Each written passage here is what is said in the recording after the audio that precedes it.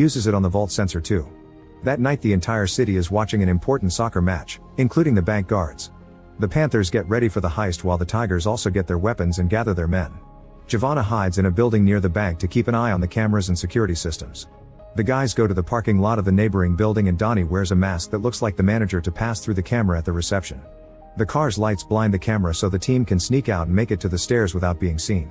When they find a door, they break the lock with a small drill and rush to the roof. Using a metal bar, they cross the gap between buildings and reach the roof of the bank. While Giovanna keeps them updated on the camera loops, the men break another lock and wait for the right moment to go downstairs. Every time they are about to change a camera's area, Giovanna tells them to stop and wait until the loop passes.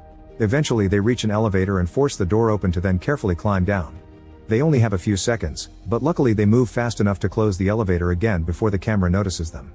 Next the guys line up behind the reflector to cross the corridor and finally make it to the vault.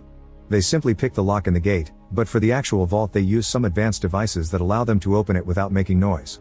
They proceed to break open all the boxes and steal all the valuables, although Nick and Donnie get frustrated because they can't find the red diamonds. At that moment the manager's soccer team starts losing so he decides to come back. Giovanna sees him on the cameras and immediately alerts the men, who stop opening boxes and begin filling their bags. Donnie doesn't want to leave without the red diamonds and after lots of searching he finally finds them.